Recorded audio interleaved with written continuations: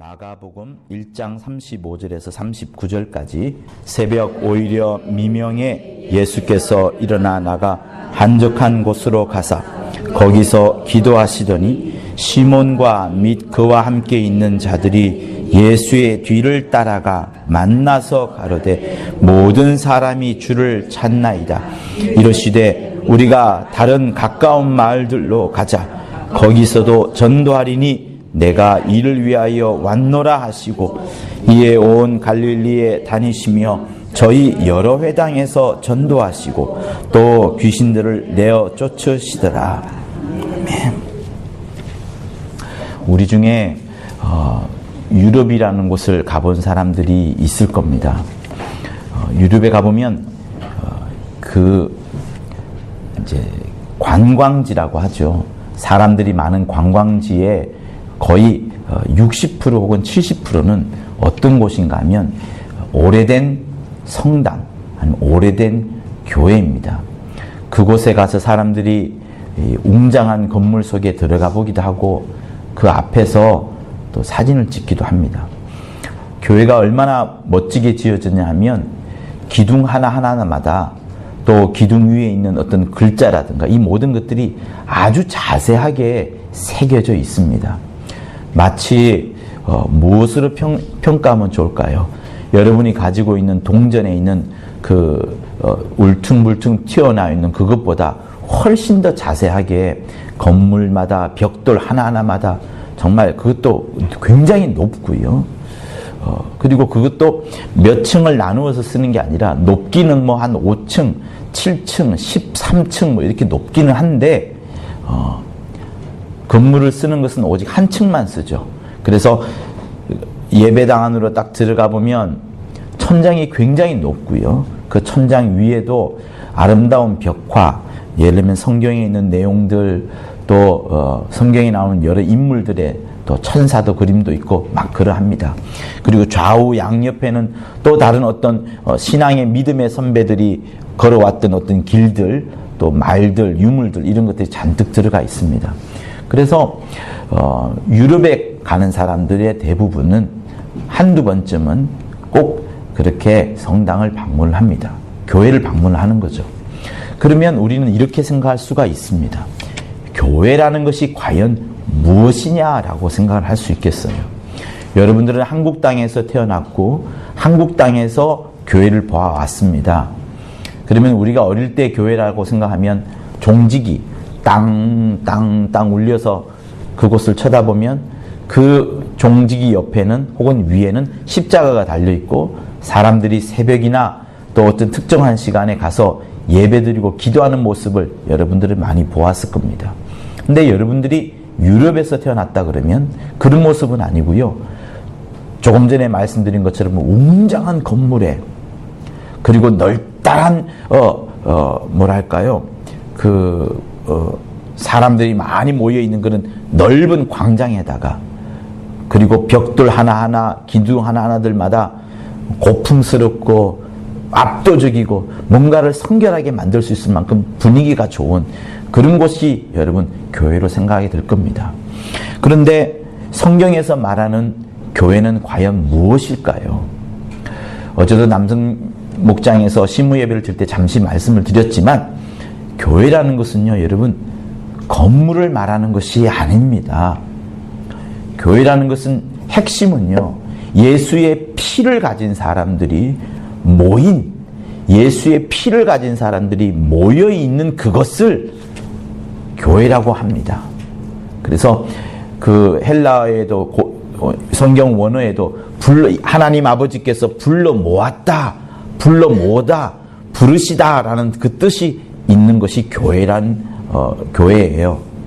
그래서 사도행전을 보고 빌레몬스를 보고 로마서를 보고 소위 말해서 초대교회 역사들을 보면 사도들이 교회라고 말할 때 특정한 건물을 말하지 않습니다. 누구냐 말하면 누구누구 집에 있는 교회, 빌레몬 집에 있는 교회, 누구누구의 집에 있는 교회라고 말하면서 교회가 오히려 집 안에 있다라고 기술하는 것이 굉장히 많습니다. 다시 우리는 생각할 때 교회가 있고 그 속에 집이 있는 것처럼 생각을 하잖아요. 교회가 크게 있으면 그 아래에 여러 집들이 있는 것으로 우리는 생각을 하는데, 이 성경을 보면 초대교회 때 행사를 보면은 그러지 않고 오히려 집 안에 교회가 있다라고 말하는데, 그것이 뭐냐면 여러분, 과거에는 대가족 제도였습니다. 가장인 예수를 믿게 되면 온 집안의 식구들, 할아버지, 할머니, 부인, 아이들, 그리고 여러 노예들, 함께 일하는 자들, 또 손님 온 사람들, 이런 여러 사람들이, 곧 한 30명 정도 되는 사람들이 한꺼번에 예수를 믿게 되는 거예요. 그러다 보니 사도 바울이나 베드로가 교회를 말할 때는 어떤 건물을 말하는 것이 아니고, 여러분, 건물이 있었어요? 없었습니다. 로마에 핍박받는 시대에 무슨 건물이 있었습니까? 우리가 눈에 보이는 아까 말씀드렸던 그런 웅장한 성당들은 전부 다 500년 뒤에, AD 500년 뒤에나 생겼을까요? 조금 빠르면 한 400년대쯤에 그때 생겼지, 초대교회 그 자체, 예수께서 나셨던 100년, 그리고 사도들이 활동했던 200년대까지, 그 조금 더 했던 300년까지라 할지라도요, 그때는 건물도 없이 예배를 드리고 했습니다. 다 어디에서 했느냐? 일반 가정집에서 했던 거예요. 그래서 교회라고 말하면 성경에 있는 것처럼 빌레몬의 집에 있는 교회, 로마의 누구누구의 집에 있는 교회, 루디아의 집에 있는 교회라고 말하면서, 교회는 사람들이 모여 있는 곳. 그래서 건물은 이렇게 집안에 어떤 집이, 저택이 이렇게 크지만 그 속에 사람들이 모여 있는 것을 갖고 사람들을 불러서 교회라고 했던 겁니다. 그래서 교회의 핵심은 뭐냐? 여러분, 예배당으로 알면 안 되고요, 성당으로 알아도 안 되고요, 건물로 알아서도 안 되는 겁니다. 만약에 우리가 그렇게 건물이 교회라고 한다면요, 저기 유럽에 있는 교회들처럼 멋지게 지어야 될 겁니다. 헌금을 받아들인 족족 우리는 무엇을 위해서 해야 되느냐? 건축을 위해서 막 써야 되겠죠. 건축물 짓고 또 짓고 또 짓고 또 아름답게 짓고 막 이렇게 지어야 나가야 될 것이 맞을 겁니다. 근데 여러분, 그것이 맞나요? 그렇지 않습니다. 초대교회는 건물이 없었어요. 여러분, 혹시 그 옛날부터 중세시대에 성당을 짓고 교회를 지어왔던 어떤 단체들이 있습니다. 그 사람들을 석공그룹이라 하거든요. 석공그룹이라 하는데, 이 사람들은 무엇에 관심이 있냐 그러면 항상 자기 석공그룹들을 통하여서 교회를 짓는 것을 굉장히 사업으로 주축을 했었어요. 그래서 건물 하나 짓는다고 하면 5년짜리 건물이 없습니다. 지금도 그 스페인의 가우디라는 사람이 지은 성당은 있죠. 지금도 계속해서 지어지고 있어요. 근 800년, 900년까지 지어지고 있다고 말할 정도로 계속해서 지어져 가고 있습니다. 그래서 석공그룹들이 교회를 짓는다고 하면 이게 1년짜리 그룹이야, 1년짜리 돈이 아니고 몇 세대를 걸쳐가는 큰 돈이 들어오기 때문에 이 석공그룹들은 교회 짓는 것을 굉장히 좋아했고요.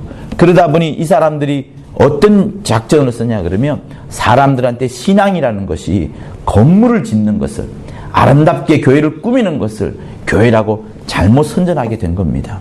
그러다 보니 중세의 그 1000년 이상 동안을 건물 짓는 것으로 교회로 생각했던 잘못된 폐단이 있었지요. 그런데 우리가 성경을 통해서 자세히 보면 무엇이 교회인가 하면, 예수의 피를 가진 사람들이 예수의 뜻을 쫓아서 사는 사람들, 그 사람들을 교회라고 합니다. 그러므로 여러분, 이 자리에 모인 우리들은 무엇을 하러 왔느냐? 예배하러 왔지만 우리가 늘 생각해야 될 것은 내 안에 주신 하나님의 뜻이 무엇인지를 잘 생각하여 보고 그 하나님의 뜻을 쫓아서 살아가려고 몸부림을 쳐야 되는 것이 진짜 교회 생활 혹은 신앙 생활 혹은 성도의 참 그리스도인의 참다운 생활이 바로 그것을 말하는 겁니다. 그래서 여러분이 무엇을 하든지 간에 항상 하나님의 뜻이 무언가를 살펴보아야 됩니다. 건물을 멋지게 짓든 아니면 건물이 없든 우리가 항상 쫓아가야 될 것은 무엇이냐? 주 예수께서 보여주셨던 것처럼 하나님의 뜻을 쫓아가는 삶을 살아가야 되는 겁니다. 자, 그런데 오늘 제가 여러분들에게 읽어드렸던 이 35절과 39절의 내용은 예수께서 우선은 한적한 곳에 기도하십니다. 그런데 사람들이 와서 예수를 막 찾지요. 근데 예수께서 이상한 소리를 하십니다. 조금 이상한 소리잖아요. 사람들이 막 주님을 찾으러 막 오고 있어요. 성령 충만하게 35절에서 새벽 미명에 아무도 없는 곳에 가서 열심히 기도하시는데 갑자기 38절에서 사람들이 주를 찾는다 하면 그 사람들을 원하는 대로 해주면 될 텐데 오히려 피하여 가는 목소리를 합니다. 야, 우리가 다른 마을로 가자. 다른 가까운 마을로 가자. 내가 거기서도 전도하리니 내가 이것 때문에 왔다. 라고 말하면서 사람들에게서 피합니다. 사람들에게서 피하여 가요. 그리고 다른 데로 가버리십니다. 실제로 39절에 보면 온 갈릴리에 다니시며 라고 말하면서 자기를 찾는 자들을 피하여 간 것을 말씀을 합니다.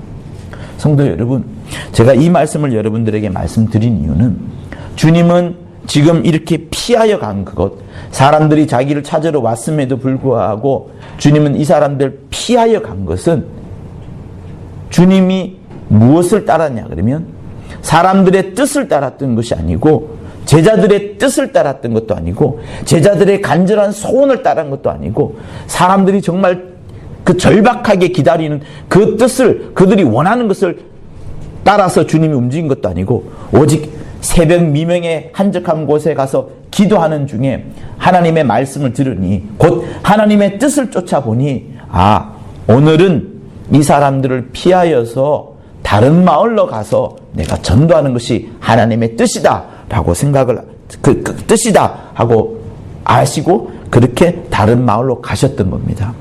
자, 그러면 예수께서 좀 더 깊이 한번 바라보자면요. 예수께서 왜 사람들을 피해 갔을까요? 여러분, 상황을 바꿔보면 이렇습니다.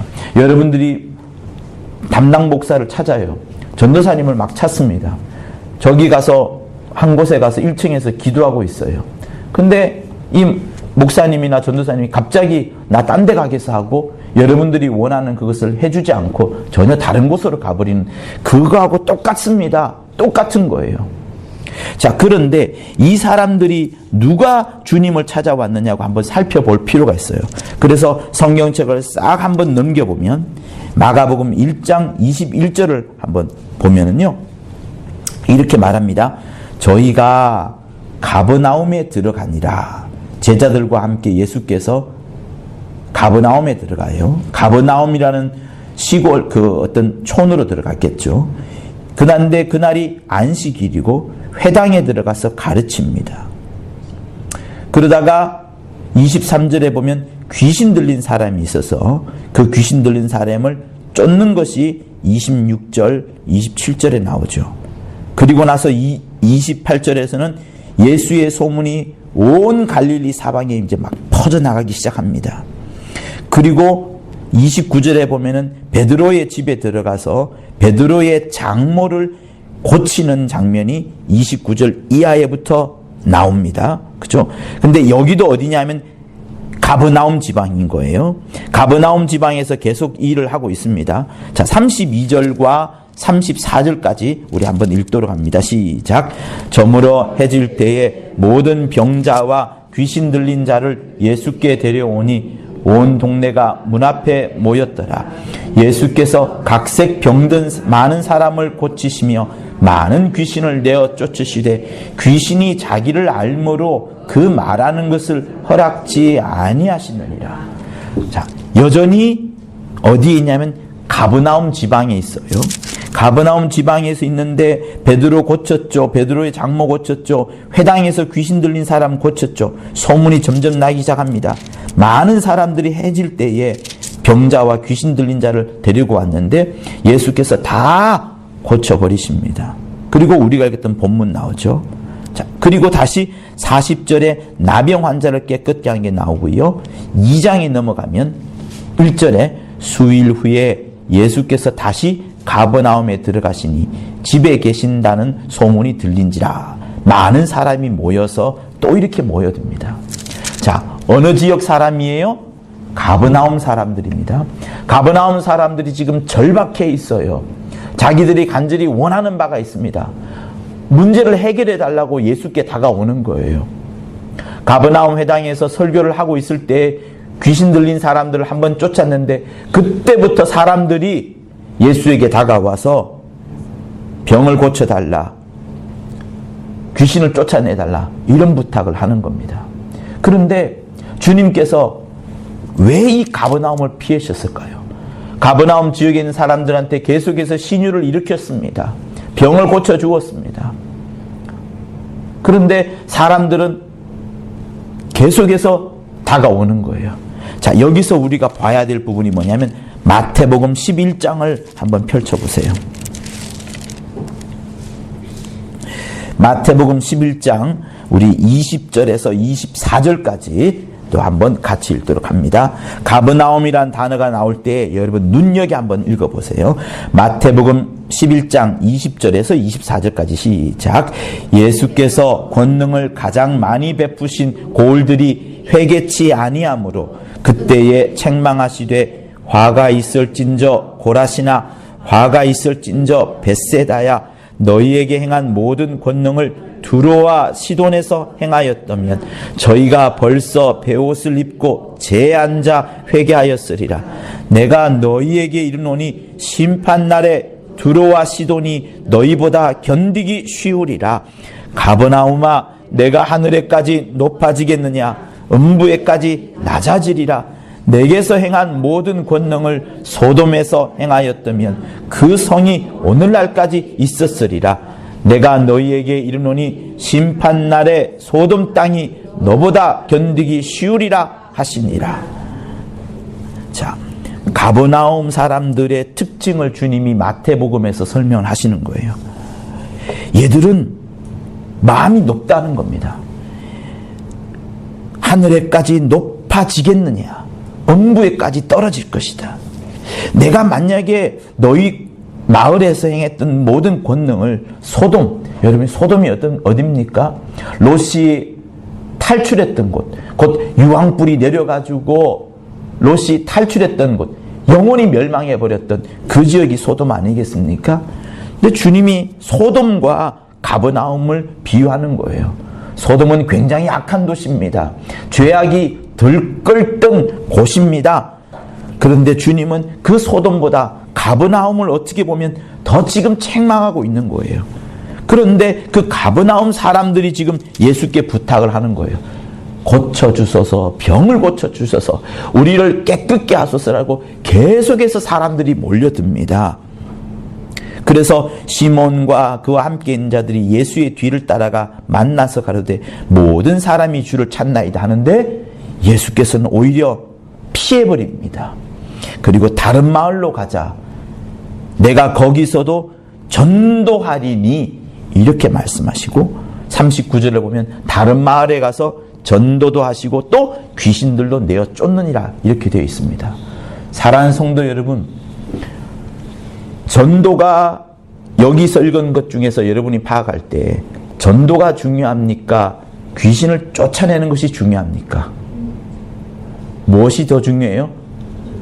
주님이 오신 이유가 귀신을 쫓아내러 오셨습니까?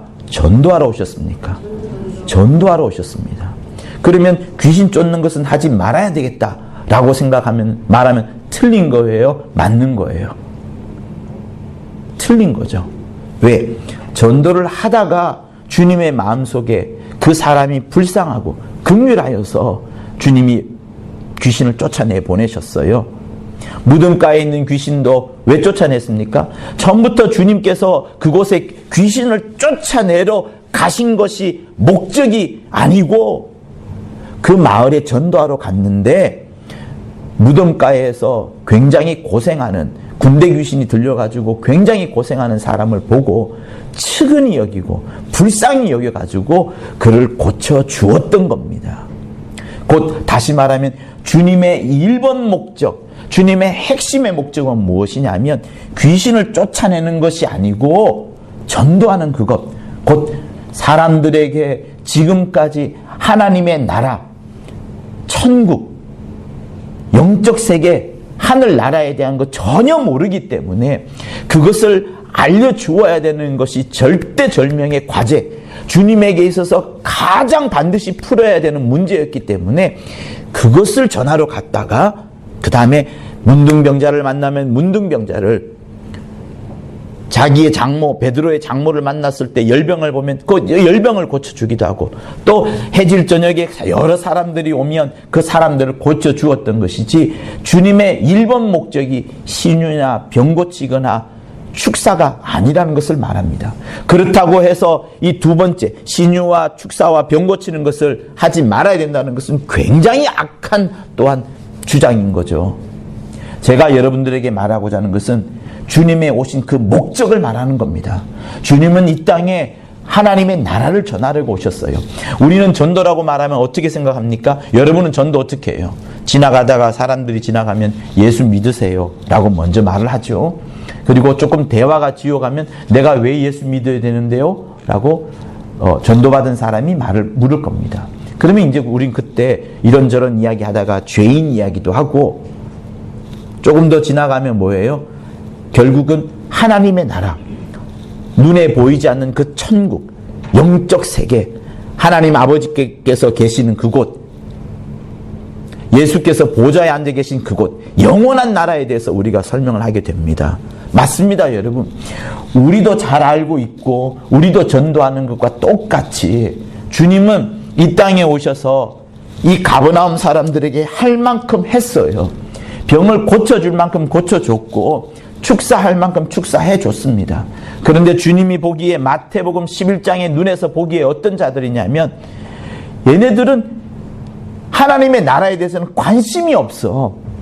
아버지의 댁에는 꿈도 없어요. 아버지의 말, 아버지의 소식, 하나님 아버지께서 얼마나 이 사람들을, 인류들을 사랑하시는 것에 대해서는 관심이 없고, 그저 지금 내가 60인생을 살아가면서 아픈 몸 부위를 들고 오는 그것에만 몰두해 있다 보니까 주님이 지금 책망을 하시는 겁니다. 가버나움아, 네가 하늘까지 높아지겠느냐? 너가 엄부에까지 낮아지라. 내가 오히려 이만한 권능들을, 너희 앞에서 했던 축사와 병 고치는 것들을 소돔 땅에 있었더라면 소돔이 금방 믿었을 것이고, 이제 너희들을 오히려 책망할 것이 않겠느냐? 너희들은 왜 이렇게 높아져 있느냐? 라는 말씀을 하시는 겁니다. 성도 여러분, 그러므로 주님의 핵심을 한번 찾아보세요. 주님이 과연 무엇을 원하는가를 잘 생각해 봐야 됩니다. 그것이 이 시대에, 지금 2020년을 살아가고 있는 이 시대에 우리에게 동일하게 일러주는 말씀이에요. 여러분들은 교회에 왜 나옵니까? 그리고 목사님에게 부탁을 할 때 무엇을 부탁을 합니까? 여러분들은 무엇을 갖고 가장 많은 기도를 합니까? 우리는 여전히 가버나움 사람과 똑같다 그러면 그저 병 고치는 것으로만 만족을 해버리고, 주님이 정작 우리에게 가르쳐 주려고 했던 그 육체를 넘어선 그 하늘나라에 대해서 모른다 그러면 주님은 오히려 통곡을 하실 겁니다. 아무리 병을 고쳐줬지만 이 사람들이 병 고치준 그 육체에만 관심이 있고, 육체를 넘어선 영혼에 관해서, 신령한 것에 관해서, 하나님의 나라에 대해서 관심이 없다면은 차라리 병을 고쳐주지 않는 게 낫다라고 생각하실 겁니다. 그래서 주님이 지금 다른 마을로 가자는 거예요. 왜? 지금 병을 고쳐줘야 되는 게 문제가 아니고, 이 사람들을 언제까지 고쳐야 되는 게 또 문제가 아니고, 여러분 우리가 잘 알고 있지 않습니까?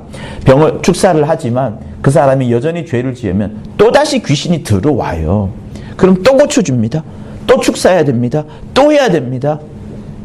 그 사람이 하나님의 말씀을 받아들이고 온전히 받아들이고 하나님 앞에 철저히 순종하고 끊임없이 하나님과의 영원한 관계를 맺어간다 그러면 굳이 주님이 계시지 않더라도 충분히 자기 스스로도 귀신이 쫓아낼 수도 있고 또 귀신이 들어오지도 않을 것이고요. 그렇게 될 것이기 때문에 주님은 지금 뭘 해야 되느냐? 병을 고치거나 축사를 하거나 권능을 행해야 되는 것이 아니라 어서 이리저리 다녀가지고 사람들에게 무엇을 심어주느냐? 생명의 떡이 무엇인지, 예수의 피가 얼마나 소중한 것인지, 영원한 나라가 얼마나 중요한 것인지 그렇지 않습니까? 여러분, 내가 육체를 고쳐봐야 결국은 죽습니다.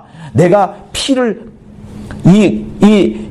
50년간 가져왔던 이 피를 다 빼내고 새로운 피를 집어넣는다 할지라도 역시 나는 죽습니다. 우리의 육체는 하나님께서 일부러 한계를 딱 만들어 뒀어요. 네 열심히 살아봐라. 너가 정말 세상에서 굉장히 훌륭한 사람이라 할지라도 120세로 제한해놨고, 어떤 사람이 아무리 가련하고 힘든다 할지라도 그 사람 고생하는 것 역시도 120년으로 딱 한계를 지어 놓았습니다. 정말 평등한 거예요.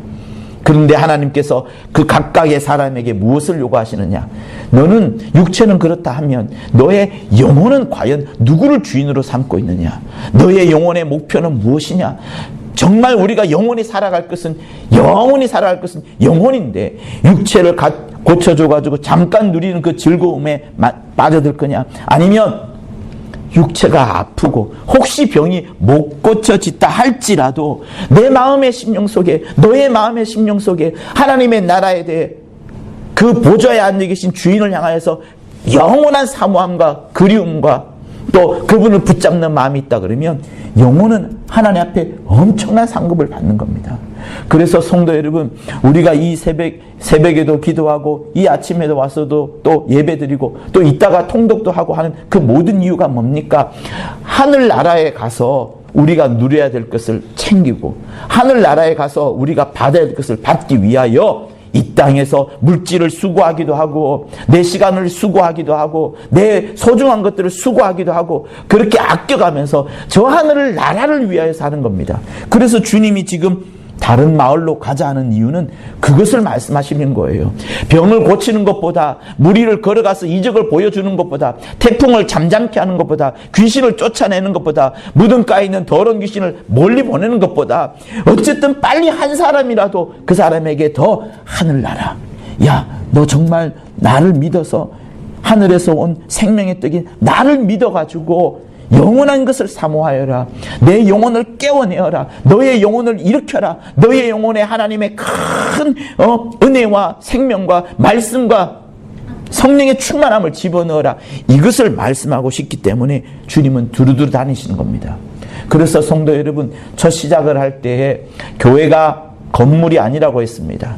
멋지고 웅장한 건물이 교회가 아니라, 여러분, 예수의 피를 가진 사람들이 모여진 곳이 교회라고 말씀을 드렸고, 그래서 주님이 가장 원하시는 것은 그 각각의 모인 사람들 중에 누가 가장 하나님의 뜻을 알고 있고 그 뜻대로 살아가느냐, 그것에 관심이 있고, 그 관심 있는 사람에게 은사를 주기도 하고 직분을 주기도 하고 어떤 때는 시험을 주기도까지 하면서 하나님의 일을 만들어 가시고자 하는 것이 하나님이신 거예요. 그래서요, 세상은 처음부터 끝까지 당연히 하나님의 뜻대로 이루어집니다. 내가 하나님의 뜻, 그 길 가운데 있으면 쓰임을 받게 되는 것이고, 하나님 앞에 나중에 큰 칭찬이 있겠지만, 그것이 아니라 나는 내 뜻대로 살 거야, 양다리 걸칠 거야, 조금 행복하고 싶어, 즐겁고 싶어, 평안하고 싶어 하면 그 길은 주님의 길이 있지 않기 때문에 주님께서 구원은 하시겠지만 너는 내 사랑하는 아들이요 기뻐하는 자라 할 만큼 큰 칭찬은 사실은 없을 수가 있는 겁니다. 성도 여러분, 오늘 우리가 이 본문에서 배우고자 하는 것은 바로 그거예요. 내가 정말 가버나움 사람처럼 내 문제를 해결하기 위하여서 교회에 오고 내 문제를 해결해 주십사 하고 주님 앞에 엎드리고 있는 것은 아닌지, 가버나움 사람들이 바로 그랬습니다. 가버나움 사람들의 신앙생활은 그것 이외에 없었어요. 주님이 고쳐주시니까 주님이 위대하다, 주님이 대단하시다, 주님이 높으시다 라고 말을 하지만 그 이외에는 없는 거예요. 주님은 말 그대로 해결사에 밖에 되지 않습니다. 근데 성경은 우리에게 무엇을 요구하세요? 우리에게 세상과 나는 간 곳 없고, 세상이 눈에 보여서도 안 되고요, 내가 눈에 보여서도 안 되고, 오직 나를 구속하여 주신 주님만 보여야 된다는 것을 말씀합니다. 사랑하는 성도 여러분, 그러므로 우리가 해야 될 것은 뭐냐? 두 가지예요. 가버나움 사람들처럼 그냥 병 고치고 내 문제를 해결하기 위하여서 교회에 오고 그것 때문에 몸부림쳐야 되는 것, 그거 아니고요. 주님이 간절히 원하시는 것은 하나님의 뜻을 쫓아가며 살아가는 것. 그런데 본문에서는 주님은 전도라는 것을 통하여서 하나님의 뜻을 이루어 나갔습니다. 여러분에게 원하는 것도 마찬가지예요. 여러분들이 아프든 말든, 부자든 부자가 아니든, 남자든 여자든, 나이가 많이 들어서 움직이지 못하든 젊어서 펄펄 움직이든, 하나님께서 모든 사람에게 원하시는 것은 뭐냐? 하나님께서 주 예수에게 원하셨던 것.